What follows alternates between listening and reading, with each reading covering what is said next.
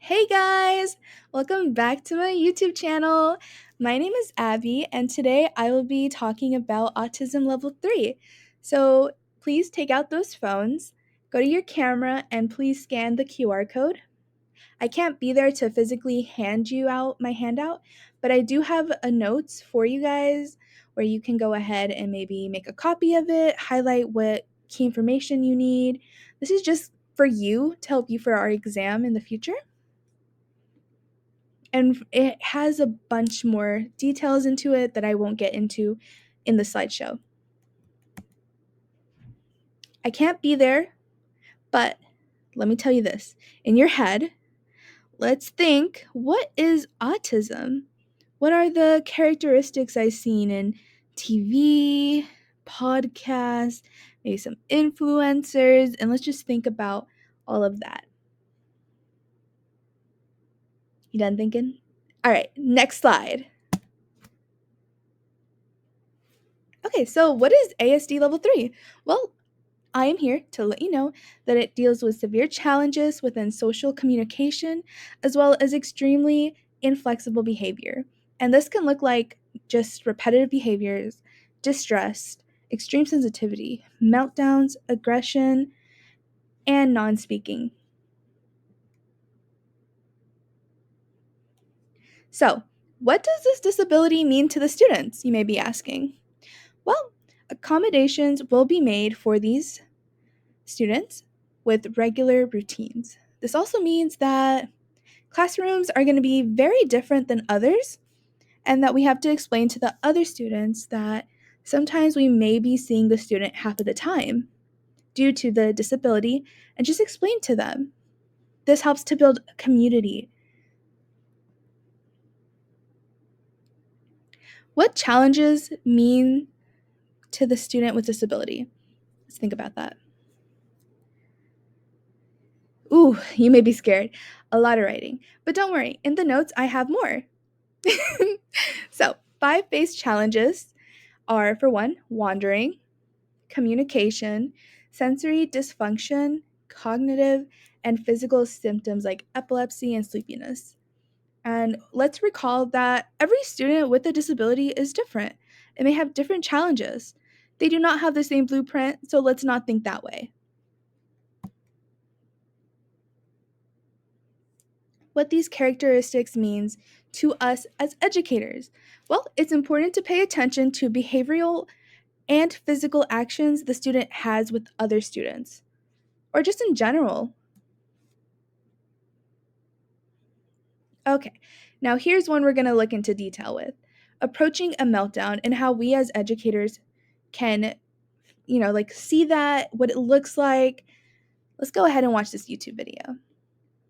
Especially when you're talking about high school. If you're talking about a 15-year-old, 175-pound man, you're not removing him. You have to remove everybody else. For teachers, having a plan and implementing it properly is critical to helping a student who's suffering a meltdown regain control. The last thing you want is for the individual with autism to have a meltdown or a tantrum or a behavior problem, because those things are hard to recover from.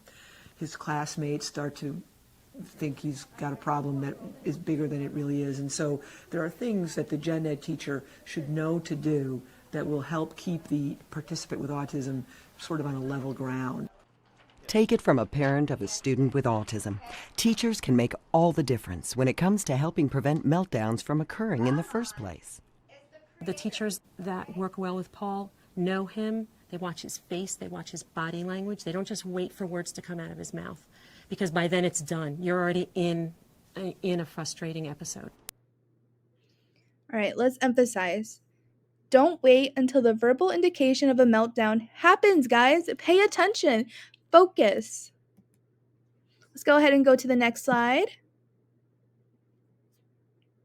Now, this is another video about what causes a meltdown and how we can approach the situation, or how we can help guide it to a better outcome.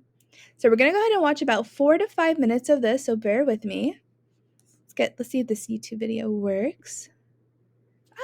There are those who factor Ooh, and those who sorry, don't. guys. Fresh, never frozen meals ready in 2 minutes. All right. Oh, this did not work out. Okay, let's just go ahead and skip to, let's go here. Many things can cause meltdowns. A lack of predictability is one. Participation in social situations where the child does not understand what he should do. Not being able to get assistance when needed. Having too much or too little sensory stimuli. It tends to be triggered when a student can't grasp a concept or they're frustrated with something that we're talking about in class that they just don't seem to get. If you're asking a student to do something that they don't want to do, that can also trigger it. I mean, each student is going to be different, and each meltdown situation is going to be created by different circumstances. So, when there's a meltdown, or if there's a meltdown, I would say that you need to maintain your calm, because you getting agitated does not help the situation at all. While students with autism may not sense them coming on, meltdowns rarely happen without warning. It's up to the teacher to see the signs. Typically, meltdowns occur in 3 stages of varying lengths. The rumbling stage, the rage or meltdown stage, and the recovery stage. In the rumbling stage, a student begins to exhibit behaviors that are out of the ordinary. These behaviors may appear minor, but they're often telltale signs. He may begin to drum his fingers on his desk, swing his legs, clear his throat, talk under his breath, start pacing back and forth. I used to know it. They might talk louder than they normally do. So what you're looking for in the rumbling stage are either these overt physiological changes where they're sweating, they're flushed, or these more behavioral changes that are different from what they normally are. In addition, a student's behavior may become more overt in the rumbling stage, like withdrawing from others or threatening classmates verbally or physically. For teachers, the keys are to know your student, be alert, and prepared. That way, you'll be ready to respond when something isn't right. If I sense that students with autism are under stress, I allow as much latitude as they need. I'll give whatever they need to kind of get them to come back down to their comfort zone. Some kids need to just get up and walk. They need to move. And if that's what they need to do just to kind of detox from the situations, so to speak, then do it. The most important thing that teachers need to know are what are the warning signs. They're there. They really are. Once the teacher sees signs of a coming meltdown, it's vital that he or she promptly intervenes, but in a way that doesn't intensify the situation. Teachers can use distraction or calming techniques to help the student regain control before the onset of a full-fledged meltdown. I think what's hugely important is to have a process in place where you as a teacher know what this child needs. You know the signs if there's a problem, and you know the resources that you then have to use to incorporate into your routine. One intervention strategy teachers use effectively is called antiseptic bouncing, which involves separating the student from a stressful environment in a seamless and inconspicuous way. He is picking on his eyebrows. That is the signal. You go to him and say, Mr. Johnson needs a box of Kleenex. Please take it to him. Now, Mr. Johnson doesn't need the box of Kleenex, but he knows on occasion a box of Kleenex will arrive. We want him to get a drink of water, go to the bathroom, say hello to the school secretary, peek into a couple of classrooms. He then delivers the Kleenex and then makes his way back to his classroom. During that time away from the classroom, he's been distracted and he is calmed. Another proven intervention is sending a student to a home base, sometimes called a cool zone.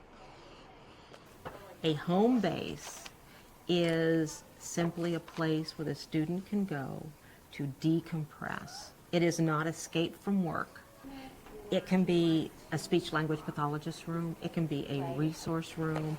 It can be a counselor's office. I'm going to give you 5 minutes on this timer, and I'm just going to give you some space, okay?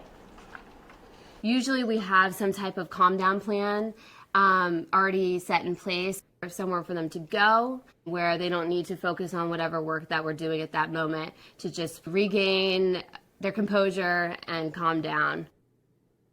If a student's anxiety is not relieved during the rumbling stage, he or she will likely enter the rage or meltdown stage. Here, the student may lose control, acting impulsively, emotionally, and sometimes explosively. At this point, behaviors range from outwardly physical, hitting, kicking, screaming, and destroying property, to internal, such as withdrawal. What a meltdown really boils down to, it's when you're hijacked by your own emotions.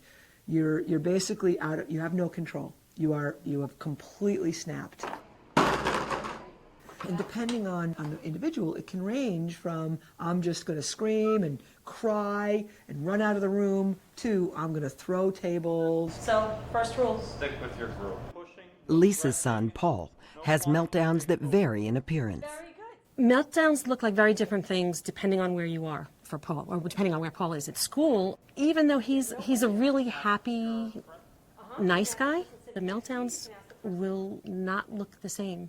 And people who have never seen one will be surprised at how violent he can become.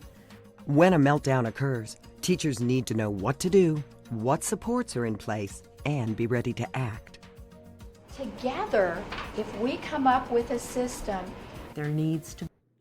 Okay, forgive me, I accidentally let that go a little too long. Let's go ahead and go with our next slide. Oh. All right, so what I want you guys to think about is what you can do to monitor the students and how you need to consider checking in regularly, doing a little one-on-one, see how they are feeling, and then to just pay attention, focus, try to keep them focused, try to find ways to keep their attention as well. Okay, strengths. Let's talk about this very briefly. One that I would love to talk about the most is creativity. And in the handout, I have about 6 to 7 other strengths that they have within the classroom. Go ahead and look at that when you get a chance. Let's go ahead because we're running short on time. All right, the approach. How to encourage and improve learning in level 3 autism. Okay, so something that I would like for all of us to consider is to make a list of motivators and deterrents. And this is very important to help create a safe space for the student with a disability. And this just helps them get more focused on a task, as well as to just retain information more. So they're not focusing on whatever's going on around them or like the noise that's bothering them. Okay, how can we improve interactions? Well, something that I would love to emphasize is creating a connection with the student. This helps to create better communication, and something else that I would like to offer them is choices. Instead of asking them a question, this also helps nonverbal students in the classroom. Let's talk about encouragement. So, giving compliments is very important. I would say that it's also important to focus on ourselves and how we react, our facial expressions, our body language, because everything to the student with a disability takes it personal. It may not be personal, but to them, they take it in a personal way. So, a sympathetic voice during meltdowns can go a very long way. With quiet kids, you could just do a thumbs up, maybe a high five, and that's more than enough for them to feel validated. So let's make their stems into activities. So using their using their self stimuli, we can guide learning opportunities, which is great for social and emotional activities, and that's what we want in the classroom. So let's say you have a student that loves to rock. Like they like to do the rocking motion and they do that very often. Think about giving them a toy that's similar, or maybe having a rocking chair in your classroom, a place where they can rock themselves to help calm them. Another one, like finger flicking. As we seen in the YouTube video, I don't know if you guys noticed this, but he was playing with a toy, trying to calm down, which was great. Very good, very good. So giving fidget toys or giving like one of those switches that he was using. Let's talk about humming now. So some students, they would like white noise. Consider just bringing in a fan or just having some background noise that's calming. That also helps improve, focus and attention. But now, bear with me guys, it's activity time. Yay! So how this is going to work is we're going to play a game. Let's go ahead. Awesome. True or false? Are you guys ready? So, how we're going to play is that there will be a statement there, and you have 10 seconds to decide if the statement is true or false. And I unfortunately can't be there, so I can't pick a student out to answer the question, but feel free to go ahead and just verbally say it. I hope you participate in that, please. I know I'm not there, but I would love it if you guys said it verbally. All right, are you ready? People diagnosed with autism level 3 have trouble verbally communicating socially. True or false?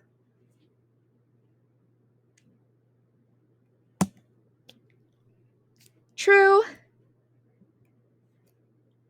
ASD level 3 autism requires less less substantial support.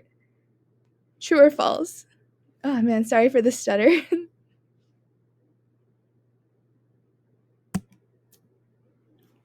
False. They definitely require more.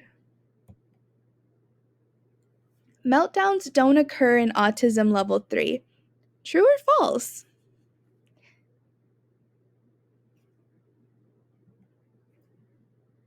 False. They do. It was also referenced in the presentation. Hopefully you guys all got that right. All with ASD level 3 face the same challenges. True or false?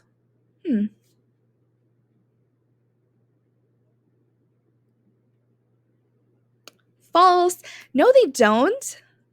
They're not the same blueprint. Like I mentioned earlier, they're all different and they face different challenges. Students with level 3 autism can participate in a public school education. True or false?